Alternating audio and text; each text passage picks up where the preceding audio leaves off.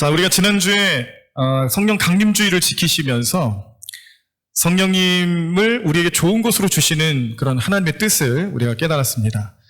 어떤 기도를 드려도 어떤 아뢰를 해드려도 우리에게 좋은 것을 주실 때는 그것이 곧 성령이다. 그래서 우리의 기도의 자세가 좀 바뀌었으면 좋겠다라는 말씀을 좀 드렸어요. 어떤 기도냐면 우리가 늘 우리의 욕심, 우리의 생각, 우리가 아뢰고 싶어하는 것들만 그냥 하나님께 알려드리기만 했지 성령을 먼저 구하는 기도를 못했다는 거죠. 그래서 이제는 어차피 하나님께 기도해서 하나님이 좋은 것으로 우리에게 성령을 주신다라고 한다면 우리가 이제는 처음부터 성령을 구하시는 삶이 되기를 간절히 축원합니다. 성령을 먼저 구하시는 삶을 통해서 우리의 삶에 성령으로 살아갈 수 있는 능력도 나타나게 될 줄로 믿습니다. 그래서 오늘은 우리가 본문 말씀을 중심으로 해서 성령으로 살아가는 여러분들의 삶 어떻게 나타날 수 있을까, 어떤 의미가 있을까를 좀 보시면서 말씀을 통해 은혜를 나누고자 합니다. 자, 우리가 이렇게 성령을 구하면요, 성령님께서 우리 안에 계실 줄로 믿습니다. 내 안에 계시는 성령님께서 그냥 가만히 계실까요? 그렇지가 않죠. 성령님께서는 우리의 삶을 주장하시는 분이시고 우리를 이끄시는 분이세요. 우리의 생각을 바꾸시고 우리 삶의 주인이 되시는 성령님이 되시는 줄로 믿습니다. 그러므로 성령님이 내 안에 계시는 삶을 잘 살아가시는 분들의 모습은요, 항상 성령님이 인도하시는 대로 순종하며 성령님의 생각을 잘 알고 성령님의 뜻대로 행하는 삶이 온전히 나타난다는 거예요. 우리가 잘 아는 여러 가지 표현들이 있겠습니다만 성경 여기저기 말씀에서도 이 성령의 인도하심을 받는 사람들의 여러 가지 모습들을 소개를 하고 있지만 그중에 시편 143편 10절 말씀을 좀 보시면요, 제가 읽어드리겠습니다. 주는 나의 하나님이시니 나를 가르쳐 주의 뜻을 행하게 하소서. 주의 영은 선하시니 나를 공평한 땅에 인도하소서. 아멘. 네.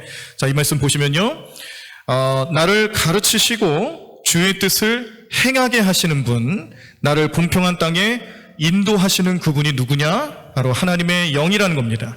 하나님의 영을 우리는 성령이라고 부릅니다. 그 성령님께서 이 시편 143편 시편 기자로 하여금 그의 삶을 하나하나씩 이끌어가고 있다는 것을 고백하는 찬송시의 한 부분입니다. 자, 이런 것뿐만 아니라 사역을 결정하는 데 있어서도 하나님께서 성령을 통하여서 나타내시는 뜻을 순종하며 살아갔던 사도 바울의 이야기도 있습니다. 사도행전 16장 6절인데요. 자, 이 말씀을 제가 쉬운 성경으로 읽어드리도록 하겠습니다. 사도행전 16장 6절 말씀을 쉬운 성경으로 읽습니다. 그들이 아시아 지방에서 복음 전하는 것을 성령께서 막으셨기 때문에 바울과 그 일행은 부르기아와 갈라디아 지방을 두루 다녔습니다. 아멘. 자, 이 말씀을 보면은 원래 사도 바울은 이 아시아 지역이라고 돼 있는, 우리가 요즘으로 말하면 이제 터키 지방입니다. 그 지역으로 복음을 전하러 가려고 마음을 먹고 그 사역의 방향을 그렇게 결정을 했어요. 그런데 성령님께서 뭐라고 말씀하시냐면 가지 말라고 말씀하시는 거예요. 사도 바울은 아시아로 가고 싶었지만 성령님은 가지 말아라. 그때 사도 바울이 이 성령님의 인도하심에 대해서 순종하고 방향을 바꿔서 부르기아 지방과 갈라디아 지방을 두루 다니게 됩니다.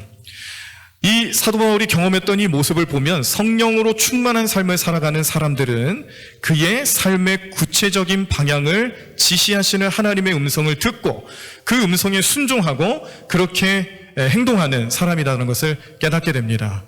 간절히 바라기로는 우리 성령님을 구하시고 성령으로 살아가시는 저와 여러분들의 삶 속에서 때로는 성령님께서 우리에게 말씀하실 때가 있으실 텐데요, 그 성령님의 말씀에 순종하실 수 있는 여러분들의 삶이 되기를 간절히 축원합니다. 지금까지는 우리의 뜻대로, 우리의 생각대로, 내 마음대로 살아갔죠. 내가 최고인 것처럼, 내 생각이 맞는 것처럼 그렇게 살아갔던 적이 얼마나 많이 있었습니까? 그런데 한번 생각을 해보세요. 그 와중에 내 생각이 맞는 것처럼 생각되었던 그 와중에 때로는요, 사단이 우리 마음속에 틈타서 악한 생각을 줄 때도 얼마나 많이 있었나요? 저도 그런 경험을 했었고 우리가 그런 경험들을 누구나 다 하실 수도 있는데 주로 감정적인 폭발이 일어날 때, 그러니까 화가 치밀어 오르고 주체할 수 없는 그런 분노가 일어날 때 우리는 그런 유혹에 쉽게 빠질 수 있다는 겁니다. 나는 내가 생각해서 당연히 화내는 것 같고 당연히 분을 내는 것 같아 보일지 모르지만 사실 그렇지가 않다라는 거예요.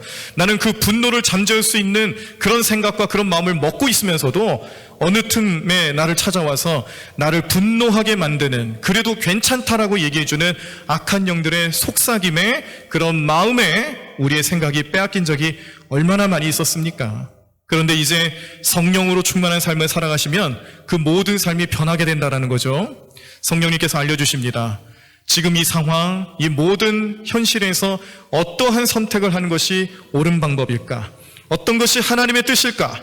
어떤 것이 주님이 원하시는 삶의 모습일까를 분명하게 말씀해 주시고 알려주시는 성령님을 언제나 우리 마음속에 모시고 성령님 지시하실 때는 순종하며 그렇게 살아가실 수 있는 여러분들의 삶이 되기를 간절히 축원합니다. 자, 이제 다시 본문 말씀으로 돌아오면 이 말씀은 베드로가 오순절 마가의 다락방에서 이제 다른 120명의 제자들과 함께 성령 체험을 하고 난 뒤에 아주 급격하게 변화를 얻고 난 후에 설교했던 내용 중에 일부분입니다. 누구에게 설교를 했냐면 예수님을 잡아 죽였던 유대인들을 향해서 하는 거예요. 그래서 베드로가 담대하게 그들에게 전했던 복음의 내용은 무엇이었냐면, 지금 우리가 너희들이 보는 바와 같이 성령이라는 것을 체험했고 변화된 삶을 살아가며 이렇게 소동이 벌어졌는데, 그 모든 일들은 갑자기 그냥 되어진 것이 아니라 요엘서에 나와 있는, 너희들이 알고 있는 구약 성경 그 말씀에 이미 예언되어져 있는 내용들이 현실에 나타난 것이다. 그 예언의 말씀이 성취되었고 성취된 말씀이 성령 충만함으로 나타났을 때에 우리는 너희들에게 담대하게 말씀을 전하겠노라고 선포하면서 예수님을 왜 이 땅에 보내셨는지, 예수님을 죽인 사람들은 누구였는지, 그 예수님 왜 죽을 수밖에 없었는지, 복음의 내용은 무엇인지를 온전히 깨닫게 하는 놀랍고 위대한 설교 말씀을 오늘 이 성령 충만함 속에서 전해주고 있는 겁니다. 이 베드로의 설교를 통해서 우리가 깨닫는 몇 가지 사실들이 있는데요, 제가 이 말씀을 묵상하며 또 요엘서에 나와 있던 이 예언의 말씀들을 가만히 생각을 해보니 저희 마음속에 주시는 하나님의 귀한 뜻이 있었습니다. 특별히 우리 대광교회를 향해서 주시는 하나님 뜻이 아닐까 생각이 듭니다. 특별히 우리 교회 학교를 향해서 주시는 하나님 뜻이 아닐까 생각이 듭니다. 특별히 우리 온 세대를 아우러서 우리 모든 성도님들의 가정과 삶의 현장에서 주시는 하나님의 뜻이라고 저는 믿습니다. 어떤 뜻이었을까? 하나하나씩 좀 살펴보겠는데요. 말씀에 보면 자녀들은 어떻게 한다고 그래요? 예언을 한다고 합니다. 젊은이들은 뭘 봐요? 환상을 본다 그러고요. 아비들은 꿈을 꾼다. 자녀들은 예언할 것이고, 또 젊은이들은 환상을 볼 것이고, 아비들은 꿈을 꿀 것이다. 자, 거기서 끝나는 게 아닙니다. 또 한 가지가 나오는 것은 그 뒤에 남종과 여종이 등장하는데, 이 남종과 여종이 또 뭘 한다 그래요?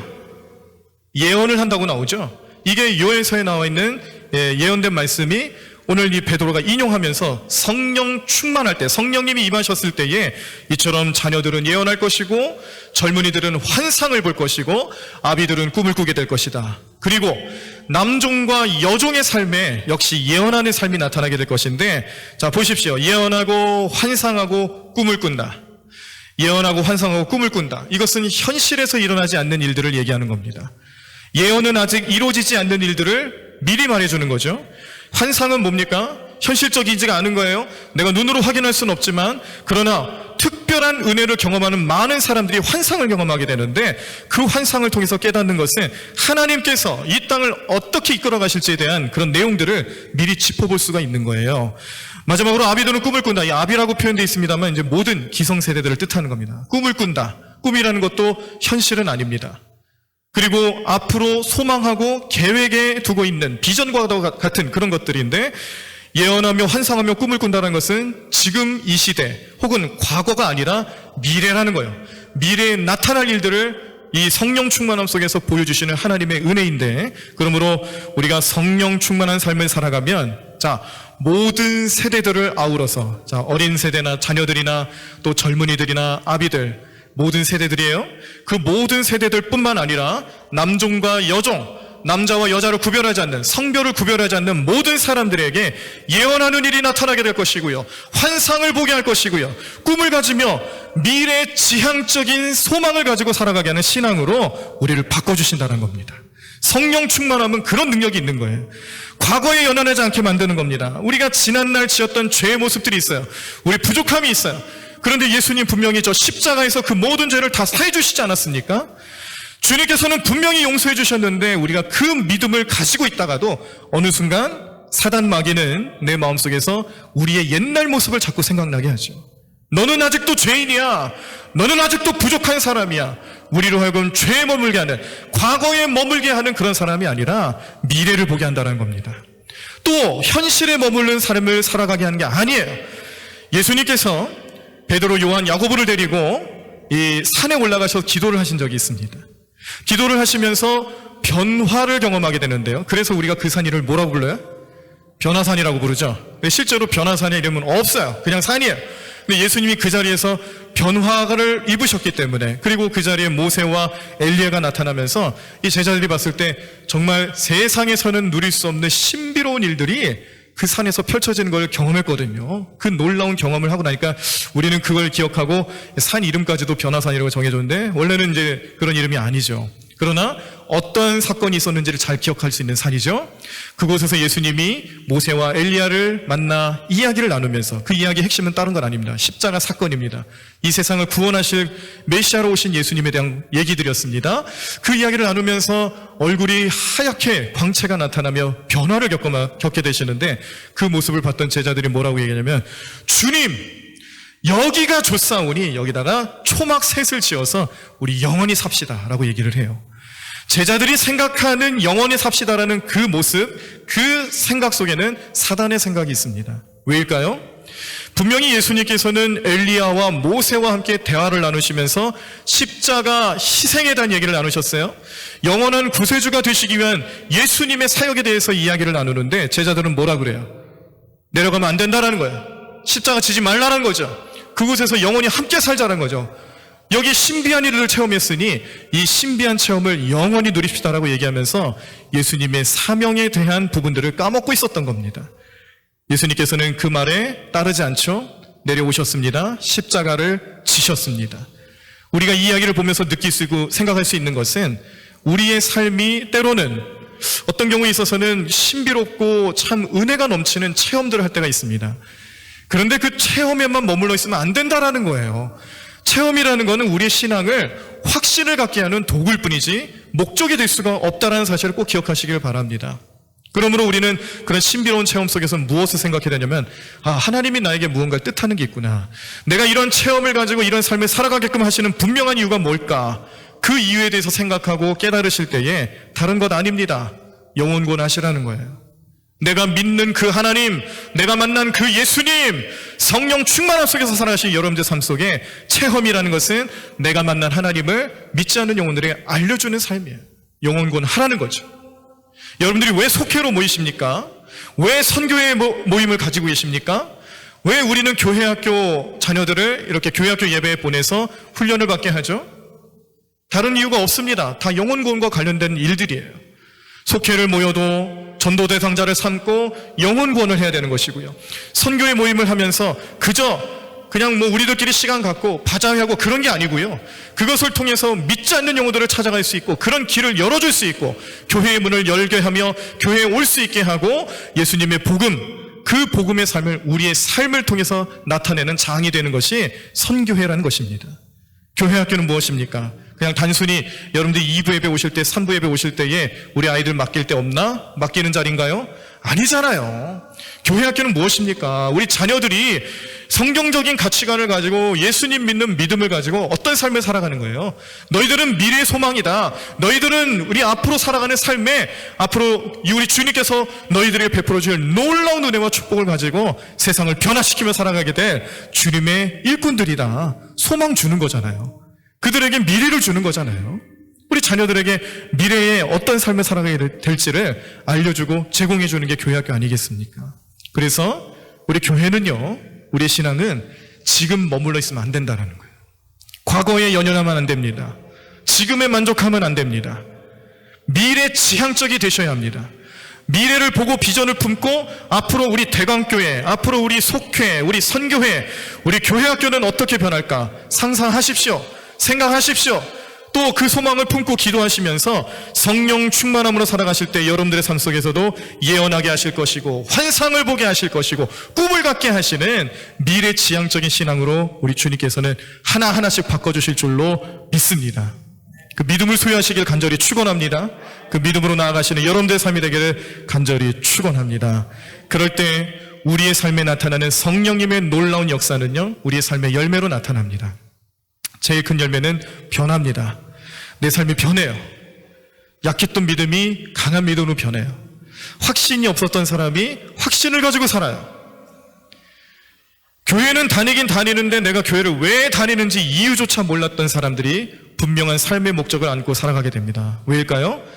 성령님께서 우리의 삶을 이끌어 가시기 때문에, 우리의 가야 할 방향을 알려주시기 때문에 그런 삶을 살아갈 수가 있는 겁니다. 오늘 본문 말씀은 사실 요엘서를 인용하면서 말씀을 전하기도 했지만 베드로의 마음속에서는요, 그때 당시 초대교회의 현실을 잘 반영하고 있습니다. 이제 유대인들로부터 박해를 받는 게 시작이 된 거예요. 예수님이 처형당하실 때, 십자가 처형을 당하실 때 예수님을 믿는 사람들을 향한 박해는 이미 시작이 된 겁니다. 그 이후로도 계속해서 나타나죠. 초대교회, 그 이후로도 이 유대의 종교 지도자들과 또 우리 대제사장 무리들, 또 서기관들, 이런 여러 유대교를 이끌어가는 종교 지도자들의 마음속에는 예수님은 아직까지도 눈에 가십니다. 예수님 믿는 사람들 잡아가두고 교회를 핍박하고, 이것이 나중에는 로마의 시대까지 넘어가게 되면서 네로로부터 시작된, 그리고 도미티아누스 황제라는 사람이 극심한 박해를 일으키면서 모든 교회들이 어려움 가운데 처해야 되는데, 그때 그 교회 현실, 그리고 그 어려움과 환난과 고난을 어떻게 믿음으로 잘 살아갈 수 있을까를 격려하며 알려주는 말씀이 요한계시록이죠. 최후 승리, 어린 양과 함께 혼인잔치를 거쳐서 최후 승리를 얻게 될 사람은 바로 성도들이다. 예수님을 함께 살고 예수님을 믿는 성도들이다. 그래서 그 믿음으로 살아가는 사람들은 신천신지를 맞이하게 될 것인데, 신천지가 말하는 그런 신천지가 아니고요, 성경에서 나오는 신천신지, 예수님을 믿고 어린 양의 혼인잔치에 참여하는 모든 교회들과 백성들이 누리게 될 그 신천신지, 그런 천국의 삶을 누리게 될 것이라는 소망을 이런 교회들에게 주실 필요가 있었습니다. 그래서 베드로는 이 요엘서 말씀을 통해서 이제 앞으로 장차 어떤 박해가 일어나고 어떠한 종말의 역사가 나타날지를 보고 있는데요, 그런 마음을 가질 수밖에 없었던 이유가 뭐냐면 바로 재림하실 예수님을 믿기 때문이었어요. 예수님께서 승천하시면서 내가 다시 올 것이다. 근데 다시 오시는 예수님은 그렇게 십자가를 지시고 또 사랑을 베푸시는 그런 예수님이 되기보다는 믿음이 있는 사람과 믿음이 없는 사람들을 심판하시는 심판의 재림주로 오실 것이다라는 것을 알려주시면서, 그때 모든 주의 백성들, 성도들, 제자들이 그 예수님을 기다렸습니다. 그런데 지연되기 시작하는 거예요. 예수님이 오신다라고, 금방 오신다라고 말씀하셨지만 그 재림이 자꾸자꾸 시간이 지연되기 시작합니다. 이럴 때 그 믿음을 누가 지키겠습니까? 어떻게 믿음을 지킬 수가 있겠습니까? 지연되는 재림의 현실 속에서 끝까지 믿음을 지키고 누구든지 예수님의 이름을, 주의 이름을 부르는 자는 구원받을 수 있다라는 이 말씀 속에 끝까지 주님을 부를 수 있는 마음가짐을 가질 수 있는 사람은 누구겠어요? 성령 충만하지 않고서는 불가능하다는 얘기를 오늘 설교 말씀 가운데, 베드로의 설교 내용 가운데 은연중에 표현하고 있는 겁니다. 이 종말에 대한 얘기, 경고, 그런데 그 사이에서 우리가 어떤 환난과 핍박을 받더라도 끝까지 믿음을 지키며 구원의 대상자가 될 사람들은 누굴까? 이 질문에 대한 해답은 바로 성령 충만입니다. 이 질문에 대한 해답은 우리에게도 해당됩니다. 오늘 이 시대를 살아가면서도요, 우리가 참된 그리스도인으로 살아가지 못하면은 우리에게 구원은 있을 수가 없습니다. 정말로 예수님을 믿어야 하고요, 정말로 예수님의 뜻대로 살아가야 하고요, 정말로 변화된 삶을 살아가야 되는데, 예수님 믿고 구원받고 성령님을 통해서 성화의 삶을 살아가셔야 될 여러분들의 삶 가운데 그 모든 은혜의 삶을 허락해 주실 수 있는 유일한 존재 누구냐? 성령님이시라는 거예요. 성령님을 받으셔야 합니다. 성령으로 살아가셔야 합니다. 성령님을 구하시고 성령님의 인도하심으로 살아가실 때에 이러한 은혜가 우리의 삶 가운데도 나타날 줄로 믿습니다. 그러므로 이번 한 주간도 우리가 성령님을 구하신다라면 성령 충만한 삶을 살아가십시오.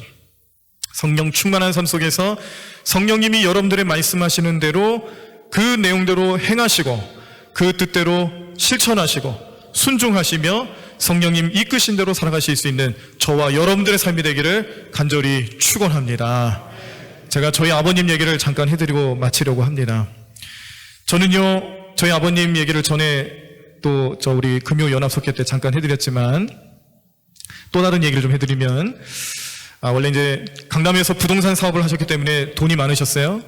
그게 독이 됐죠. 돈이 독이 됐어요. 그래서 신앙 다 까먹으시고 직분은 집사님이라고 하셨지만 자기 마음대로 살아가셨습니다. 제가 기억하는 저희 어릴 때 아버님 모습은 어떤 모습이냐면 이제 사업을 하시다 보니까 사람들 많이 만나잖아요. 그 만나는 사람들이 다 좋은 사람은 아니잖아요. 술, 담배 열심히 하셨고요. 뭐 거의 매일 술을 마셨던 것 같아요. 그 술을 드시고 들어오시면, 집에 오시면 얼굴이 빨개지셔가지고 저희 어머님한테 때로는 폭언, 때로는 손찌검 그렇게도 하셨어요. 그럼 저희 이제 남매가 있는데 저하고 제 2살 어린 여동생이 있는데 그 남매 두 사람 이제 저와 저 동생은 무서우니까 한쪽 구석에 숨어 있는 거예요. 그때 당시 지금은 이제 뭐 하기스 뭐 이런 식으로 일회용 기저귀 같은 건 이제 뭐 많이들 쓰시나만 그때는 그런 게 어디 있었습니까? 기저귀 쓰려면 어떻게 해요? 기저귀 천을 항상 빨아가지고 말려서 쓰셨잖아요. 그런 기저귀 천을 이제 말려놓는 다른 장소가 있었는데 거기가 이렇게 구석진 곳에 빨랫줄을 걸어놓고 이렇게 매달아 놓다 보니까 그 안쪽 거기는 마치 장막인 것처럼 숨을 수 있는 공간이 됐습니다. 거기 숨어 있었어요. 저와 제 동생은 아버님이 좀 무서워지기 시작하면 이제 숨는 겁니다. 제가 그게 어릴 때 주로 했던 기억입니다. 자, 그런데 저희 아버님이 이제 그 담배를 좀 끊어보자고 기도원에 좀 가셔야겠다고 그러고서는 한월산 기도원을 가셨는데 거기서 은혜 체험을 하십니다. 여러분들 지금 혹시 아시는 분 계신지 모르겠는데 소나무 뿌리를 뽑는다는 표현 아세요? 기도원 가셔가지고 나무 뿌리를 뽑고 온다고. 진짜 뽑는 건 아니잖아요. 그렇게 표현한다는 건 뭐냐면은 한월산 기도원도 그런 기도 장소에 있었는데 이 소나무를 붙잡고 막 정말 뽑을 기세로 이 소나무라도 뽑을 기세로 그냥 열심을 다해서 기도했던 그런 기도하는 모습들이 예전에 있었습니다. 지금도 있겠죠. 그러니까 그런 마음가짐 가지고 저희 아버님도 한월산 기도원을 가셨어요. 기도를 하셨습니다. 근데 그만 성령 체험을 하신 거예요. 성령님께서 하늘에 불을 내리셔서 저희 아버님의 입으로 불이 들어가 뱃속에 들어갔는데 너무 뜨거워가지고 막 뒹굴뒹굴 돌아다니면서 뒹굴거리면서 괴로워했었다. 이런 간증을 하셨어요. 그러면서 변화를 받으신 겁니다. 성령 체험을 하시고 난 뒤에 저희 아버님의 삶이 완전히 바뀌게 됐는데 예전에는 이렇게 좀 집에 들어오시면 무섭고 좀 집안 분위기가 좀 어두워지고 그런 아버님이셨다면 이제 성령 체험을 하시고 나니까 어떤 모습이 주로 나타나셨냐면 자꾸 저희 어머님한테 뽀뽀를 해요. 그렇게 많이 할 수가 없어요. 뽀뽀를 뭐 보이는 대로 해요. 네. 근데 저는 어린 나이여도 그게 그렇게 좋아 보였어요. 네. 우리 어머니 아버님은 서로 사랑하는 거 이걸 느낄 수 있었고 그리고 그 애정 표현한다는 게 화목하니까 가능하잖아요. 그래서 그런 것들을 좀 느낄 수가 있었어요. 그러면서 저희 아버님이 이제 장난으로 뽀뽀하시면서도 제가 이게 물끄러미 쳐다보고 있으면은 장난으로 이게 사진 좀 찍어보라고 이렇게 네모칸 손가락으로 사진기 만들어서 찍으라고 그런 얘기도 자주 해주시고 그런 생각이 이제 더 많이 납니다. 그렇게 무서웠던 아버님이 성령 체험하시고 변화되시고 우리의 가정이 변화됐고요. 저희의 가정이 화목해졌고요. 또 목회자로서의 길을 걸어가는 그 과정 속에서 이 사업을 다 접었어요. 그 좋은 사업, 강남에서 부동산 사업을 한다는 거 지금은 그 텃세가 하도 심해가지고 못한다면서요. 근데 그때는 이제 한참 개발하는 단계에서 이제 발을 들여놓던 시절이었기 때문에 정착을 제대로만 해놓으면 따놓은 당산이죠. 앞으로 살아갈 걱정이 없는 그런 사업이죠. 근데 그걸 다 포기했잖아요. 삶이 좀 어려웠습니다. 저희 가정에 저희 할머니와 또 아직 결혼하시지 않았던 삼촌 2분이 더 계셔서 저희 식구가 다 7 식구가 그 좁은 집에서 살고 있었는데 그래도 화목했어요. 부족해도 불편함 없었고요. 너무 행복한 가정을 이뤘던 기억들이 납니다. 이게 왜 가능했죠? 성령 충만해서 그런 거예요. 성령 충만해서. 여러분들도 성령 충만하시면 가정이 변화될 줄로 믿습니다.